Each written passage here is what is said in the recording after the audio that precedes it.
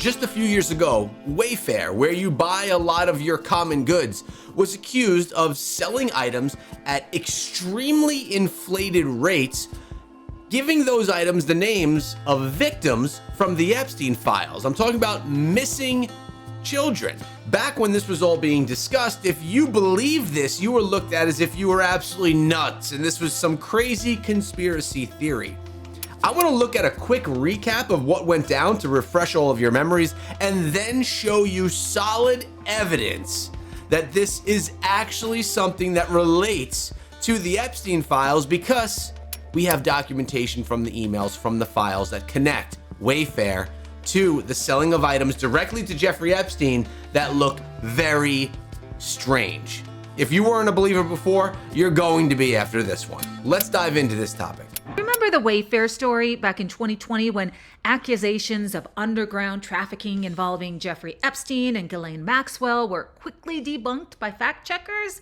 Well, some are now saying that the Wayfair furniture named after missing kids and sold for ridiculous amounts scandal is all making sense after the latest Epstein file dump included a PayPal receipt showing that Karina Shuliak, Epstein's girlfriend, made a single item purchase for $8,453 from Wayfair on June 28, 2018.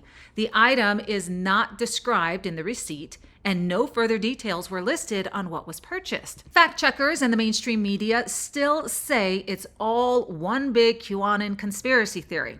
All right, here's what happened. In 2020, people started noticing irregularities on Wayfair's website, leading to claims that the online furniture retailer allegedly served as a covert front for human trafficking operations. Mainstream media dismissed the claims as baseless QAnon-fueled rumors. QAnon is just, I believe, is a term that's used to look at conspiracy theories, things that are absolutely not true. And again, like I mentioned in the beginning of the video, you're kind of a nutcase if you believe these types of stories. Well, I think we're all looking at this a little bit differently now with the release of the files. However, many say there are too many coincidences to let it go so easily. It all started on a Reddit post from July of 2020, where a user questioned unusually high-priced storage cabinets on Wayfair's site, priced between $12,000 and $15,000, sometimes even more.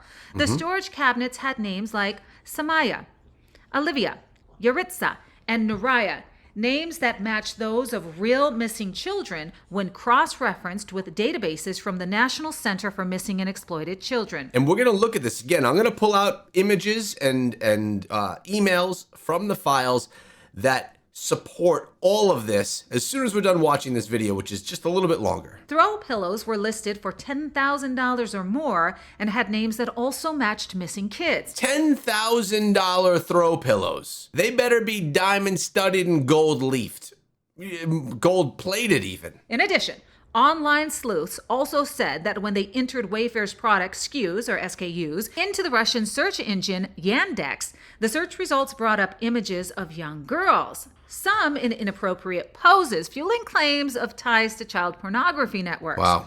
More interesting anomalies were noticed when people added the high-priced items to their online carts and continued to check out.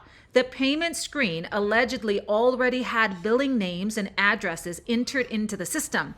Those billing names allegedly matched those of missing children, leading people to claim there was a coded system in place for trafficking. Wow. Okay, so this is not just someone listing something on, say, an eBay site or a Facebook site, selling stuff and basically selling people and hiding it as items.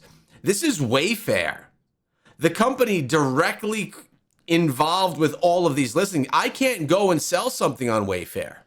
Only Wayfair can sell something on Wayfair.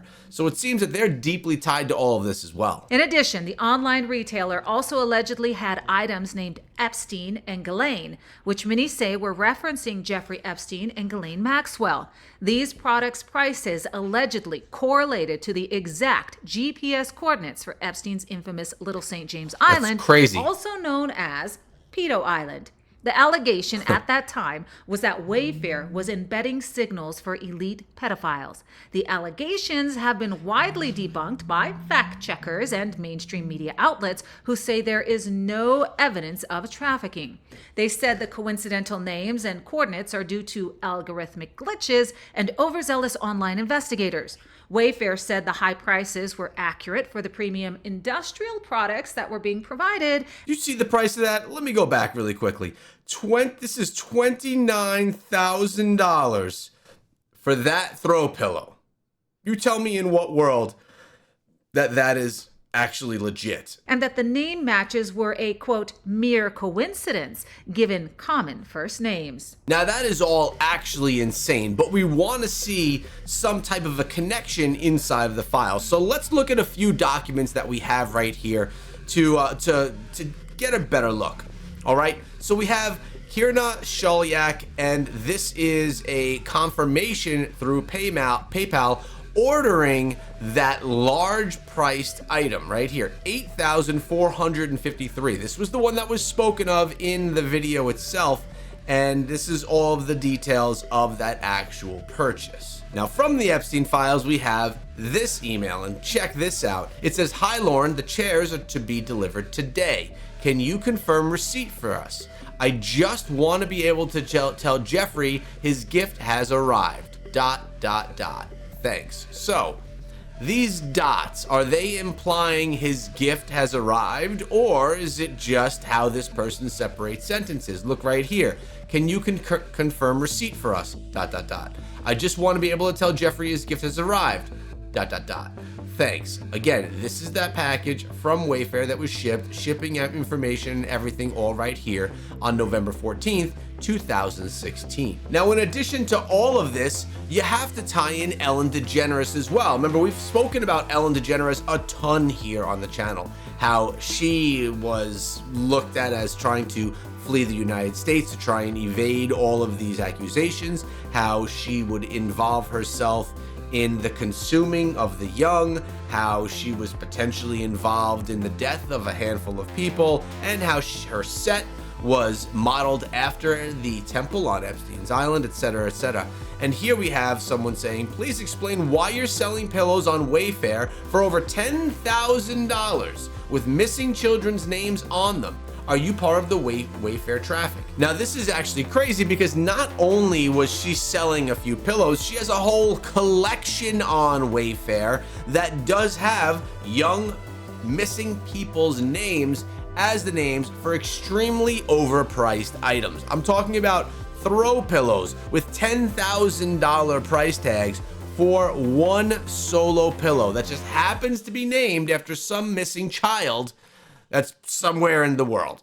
That's strange. Okay, now let's look at these storage cabinets and let's look at some of the names of them. Okay, so this is from a message from someone saying, "My spidey senses are tingling. What's with these storage cabinets?" Which, by the way, are not typically excessively expensive. Extremely high prices, all listed with girls' names, and identical units are selling for different amounts. Oh, another thing right there. Check this out. Abigail storage cabinet, $19,499.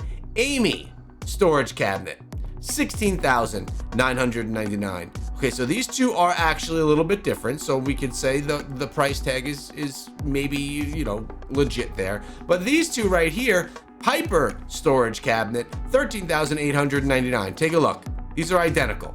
Same item with essentially a $2,000 discrepancy in price for the same unit from the same company, WFI Utility. It just doesn't add up. Actually, I should say it does add up. It shows us that it's pretty obvious that what's being sold here are not items at all, but actual people that are being sold to the elite. Now, we know that this went down. This is not a question of if this type of stuff has ever happened. It's the question of Wayfair. Who from Wayfair was able to take all of this and get it involved in the whole Epstein files network? We know that Epstein had connections to many different people in different high places, and clearly connections were there with people that were running things over at Wayfair, because it looks like there is no question or doubt that the conspiracy theory that everyone was laughed at for believing, that experts debunked, specialists determined were not actually true, actually has come to the light and shows that they were selling exactly what we were thought they were selling years ago. Let me know in the comments, do you believe that Wayfair was involved in this criminal cycle? Or do you think this is all just a coincidence? And if you want to dive deeper into the Epstein files, you're going to want to check out this video. And you know what? I'll see you guys over there.